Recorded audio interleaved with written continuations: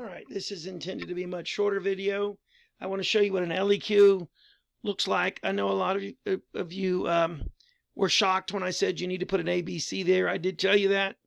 So here's a prompt. This is actually one I gave somebody, one of my classes the other day. Evaluate the similarities and differences in the Chinese and Japanese responses to Western penetration of their countries in the 19th century.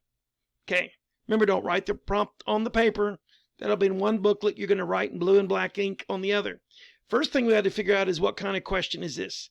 There's three types. There is the comparison and change over time. And usually they pick one country or one region. Then they give you a change, and you got to figure out in which ways did they stay the same, which ways were they different. And you need to try to come up with three groups. Although if you only come up with two, it's okay. All right, now this other, I shouldn't have went down there. The second type is a CCSA, which, as you just saw what this is, you pick two different areas or two different countries or regions and compare them. And once again, you want three groups. You either want two similarities and one difference, or two differences and one similarity. And I sure hope I didn't say the same thing twice. The third type of essay is a causes essay.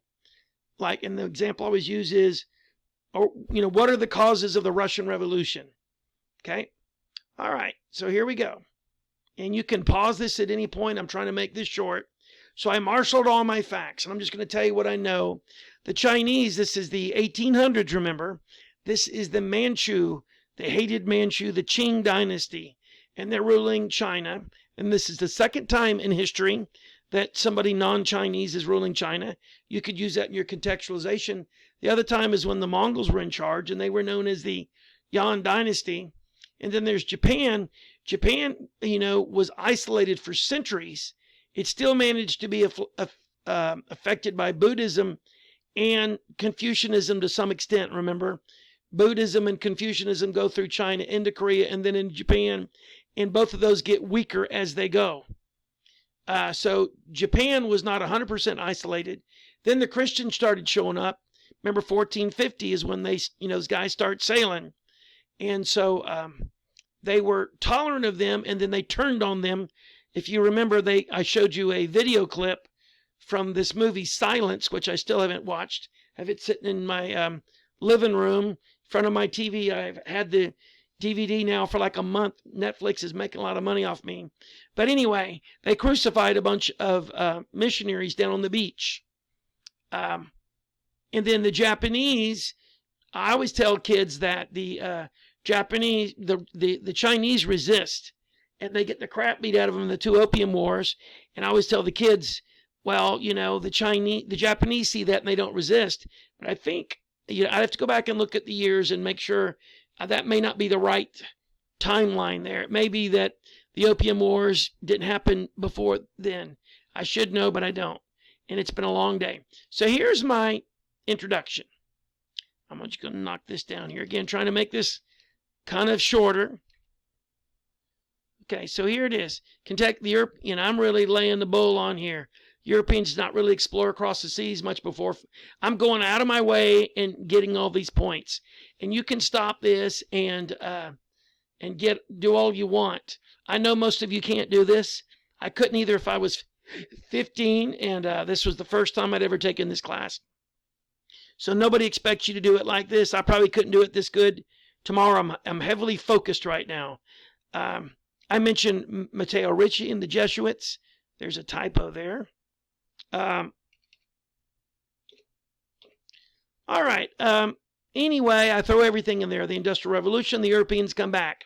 So here's the thesis. In the 19th century, which I forgot to put, the Chinese and Japanese were similar in that they, A, both wanted to keep themselves from being overly influenced by the Europeans. So there's first part of my thesis, and different in that, B, the Chinese tried to fight back militarily, and the Japanese gave in to Western demands.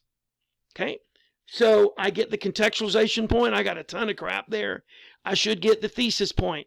So now I'm going to do body paragraph A. Now, guys, just like in the DBQ. As stated above, both China and Japan wanted to restrict the Europeans. Japanese only allowed the Dutch to approach Japan. They were restricted to an artificial.